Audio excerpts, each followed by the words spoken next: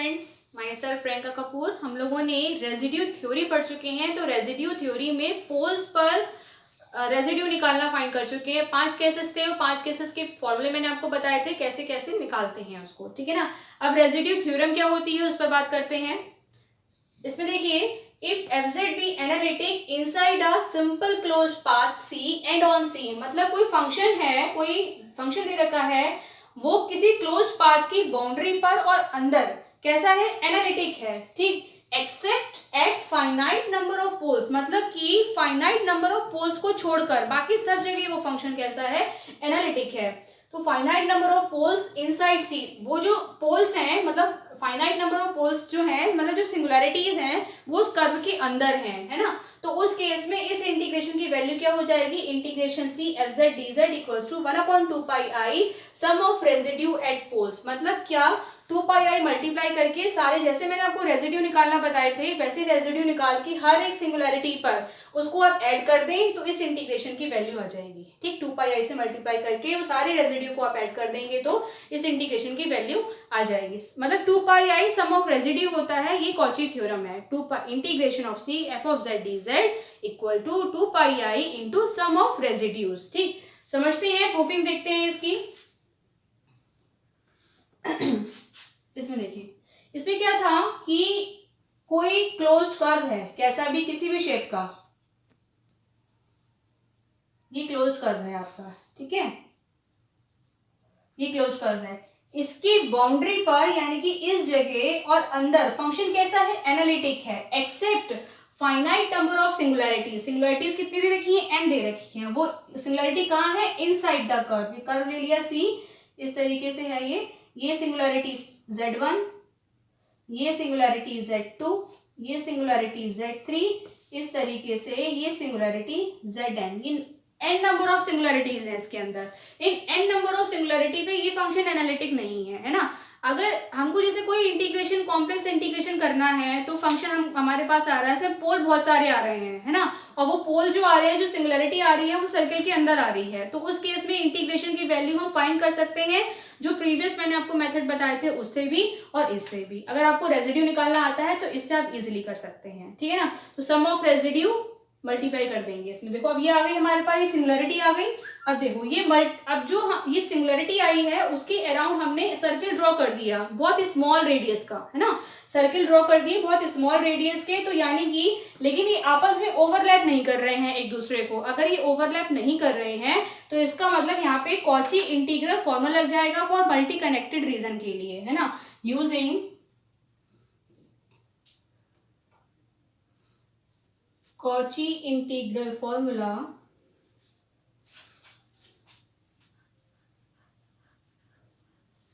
For multi connected region.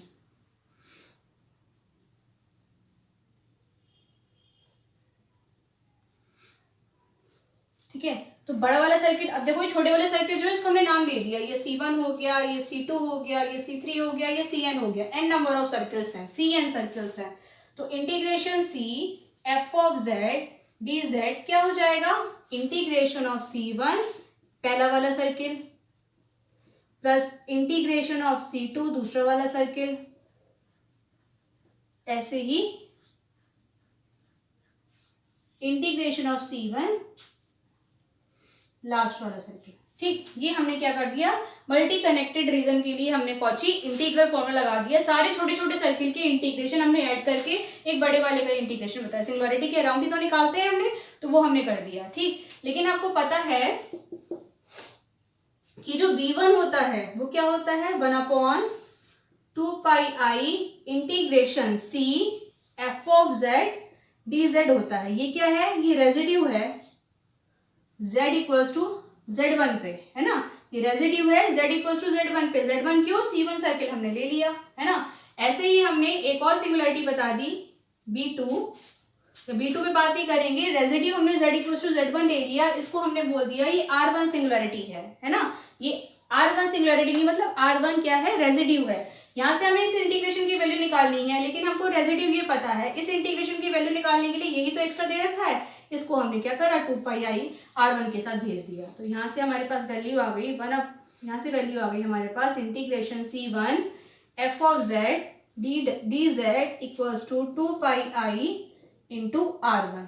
ठीक, ऐसे ही अगर हम B2 पे बात करें तो B2 पे यानी कि सेकेंड सर्किल के लिए, तो इसके लिए जो रेजिड्यू हो जाएगा 2πi C2 f of z dz। ये क्या होगी, ये रेजिड्यू हो गया आपका कहाँ पे, z इक्वल्स टू Z2 पर। इसको हमने क्या बोल दिया, R2 सिंगुलरिटी बोल दी, इसे R2 सिंगुलरिटी बोल दी। R2 सिंगुलरिटी बोल दी यानी कि 1/2πi को इसके साथ भेज दो तो ये कैसा हो जाएगा, R2πi इंटू R2। यानी कि पहले वाले सर्किल के लिए इस इंटीग्रेशन की वैल्यू ये आ रही है, इस वाले सर्किल के लिए इंटीग्रेशन की वैल्यू ये आ रही है, तो लास्ट वाले सर्किल के लिए इंटीग्रेशन की वैल्यू कितनी आएगी, 2πi इंटू Rn। ठीक, समझ में आ गई बात। तो ये सारी वैल्यूज उठा के हमने इसमें पुट कर देनी है, सारी वैल्यू उठा के हम इसमें पुट कर देंगे। तो देखिए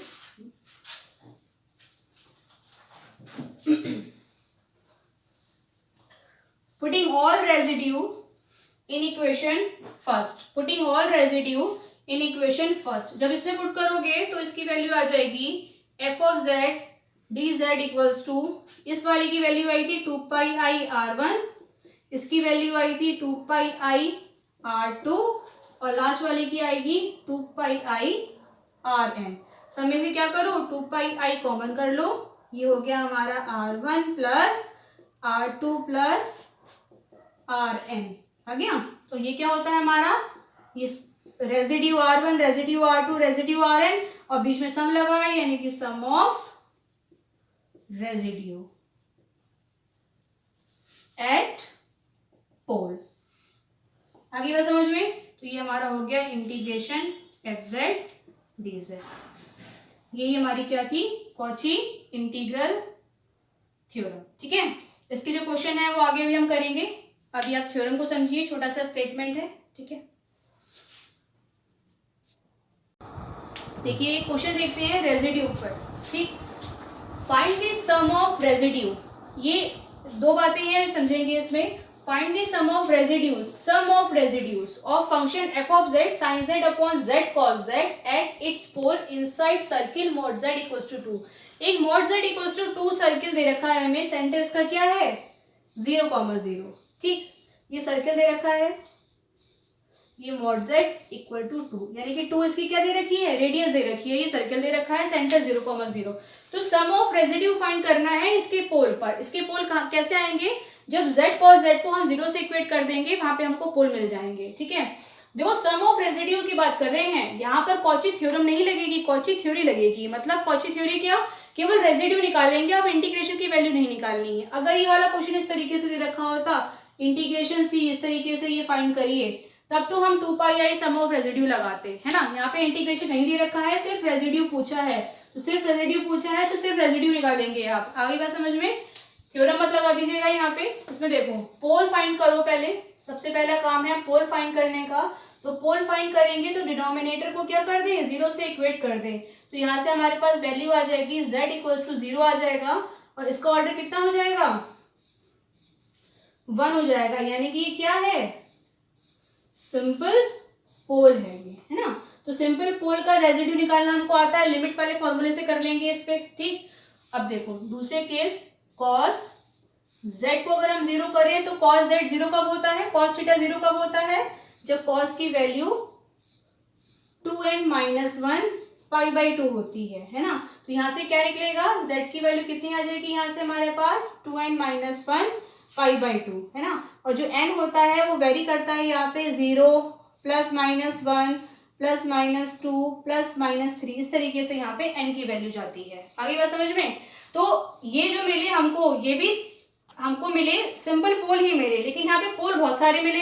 यहाँ पे देखो इसका स्क्वायर तो नहीं दे रखा है ना, तो सिंपल पोल मिला यहाँ पर भी, लेकिन पोल यहाँ पे बहुत सारे मिल रहे हैं। कौन कौन से मिल रहे हैं यहाँ पे पोल, देखो π/2 मिलेगा, 0 लगाओगे ना, एक π/2 मिलेगा, माइनस π/2 मिलेगा, 3π/2 मिलेगा। इस तरीके से हमको बहुत सारे पोल मिलेंगे। लेकिन जो हम जो रेजिड्यू लगाते हैं वो सिंगुलैरिटी अंदर होनी चाहिए, बाहर नहीं होनी चाहिए, है ना। अंदर वाले पे बात करते हैं, रेजिड्यू तभी निकलता है जब सिंगुलैरिटी उस सर्किल के अंदर हो, उस क्लोज रीजन के अंदर हो। तो z इक्वल टू 0 पॉइंट हमको ये मिल गया, सर्किल के अंदर है। अब देखो π/2 माइनस π/2 ही अंदर है, ये माइनस π/2 और ये π/2। बाकी के जो आगे के जो पॉइंट आएंगे 3π/2 4π/2, बाकी के जो पॉइंट आएंगे वो सारे इस सर्किल के बाहर आएंगे। क्यों आएंगे बाहर? क्योंकि जो सर्किल है वो 2 रेडियस का सर्किल है। आ गई होगी बात समझ में? ठीक, अब क्या करो, अब इसके रेजिड्यू फाइंड करो। तो देखो ये फंक्शन जो है वो कुछ इस फॉर्मेट में दे रखा है हमारे को, f of z equals to phi Z divide by psi Z, है ना। ऊपर भी फंक्शन ऑफ z, नीचे भी फंक्शन ऑफ z। तो इसका रेजिड्यू कैसे फाइंड करते हैं? Residue at z equals to 0 पर रेजिड्यू फाइंड करो पहले आप, फिर क्या करो π/2 पे फाइंड करो, फिर माइनस π/2 पे फाइंड करो। तो जब 0 पे आप फाइंड करोगे रेजिड्यू, तो देखो इसकी वैल्यू कितनी आएगी। π/2 पे फाइंड करते हैं पहले वैल्यू, π/2 पे, 0 पे बाद में चेक करेंगे, वो सिंपल पोल है वो लिमिट से निकाल देंगे। तो π/2 पे चेक करेंगे रेजिड्यू, तो क्या हो जाएगा, फाई जेड होता है डिवाइड बाई साई जो होता है उसको डिफ्रेंशिएट कर देते हैं और z की जगह हम लगा देते हैं जो उसका पोल होता है π/2। ठीक, फाई ऑफ z कितना है भाई? फाई ऑफ z हमारे पास दे रखा है साइन z, और साइड z कितना आएगा? इसको फर्स्ट फंक्शन ले लो, इसको सेकंड फंक्शन ले लो। तो फर्स्ट फंक्शन ऐसे ही, सेकंड फंक्शन को डिफरेंशिएट करोगे तो कॉस का हो जाएगा minus sine z plus z का डिफरेंशिएशन 1 और ये आ जाएगा कॉस z। यहाँ पे क्या लगाना है हमको? π/2 लगाना है। तो sine π/2 1, sine π/2 1 divide by minus π/2 z की जगह साइन π/2 प्लस कॉस π/2, कॉस π/2 0। तो यहाँ से वैल्यू कितनी आ जाएगी? ऊपर की तो वैल्यू 1 हो जाएगी और नीचे की वैल्यू माइनस का π/2 हो जाएगी, यानी कि ये वैल्यू आ गई माइनस का 2/π। ये रेजिड्यू हमने इसको नाम दे दिया 1, ये R1 हो गया। ये हमारा π/2 पे बात कर रहे हैं। ऐसे ही residue at z equals to minus के π/2 पे बात करें, तो माइनस के π/2 पे बात करें तो यहीं पे हम माइनस का π/2 लगा दें, यानी कि sine z divide by minus का z sine z plus cos z minus का π/2। Sine minus theta minus sine theta होता है, इसलिए माइनस आगे आ जाएगा, ये माइनस का साइन π/2 डिवाइड बाई, ये माइनस है, ये माइनस लगेगा तो माइनस माइनस मिलती है प्लस हो जाएगा। ये sine minus theta minus sine theta होता है, यानी कि माइनस आगे आ जाएगा sine π/2 plus cos minus theta cos theta ही रहता है, तो सीधे सीधे π/2। ठीक, तो ये वैल्यू हो जाएगी माइनस का 1, ये वैल्यू हो जाएगी माइनस का 1 और नीचे हो जाएगी माइनस का π/2। ये से कैंसिल हो जाएगा तो वैल्यू बचेगी 2/π। ये हमारा आ गया R2। तो ये R1 ये R2 दो हमको रेजिड्यू मिल गए, एक रेजिड्यू ये मिला, एक रेजिड्यू ये मिला। ठीक, अब z इक्वल्स टू 0 पर हमको रेजिड्यू फाइंड करना है, तो z इक्वल्स टू 0 पर जो रेजिड्यू हो जाएगा वो देख लेंगे।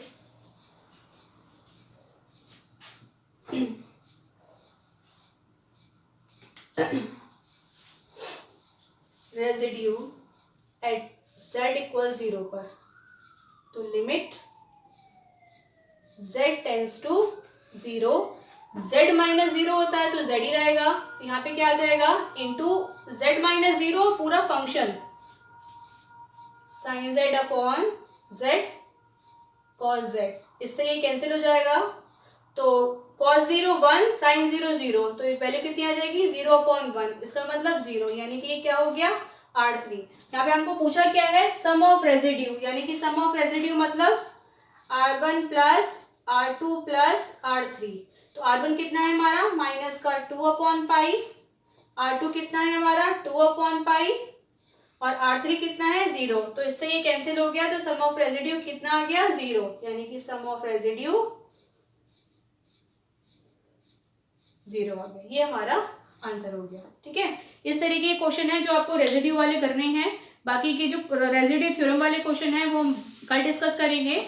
आज के लिए इतना ही टॉपिक काफ़ी है। आप इसके रेजिड्यू वाले क्वेश्चन करिएगा, कोई डाउट होगा तो पूछ लीजिएगा। ठीक है, थैंक्स फॉर वॉचिंग, बाय।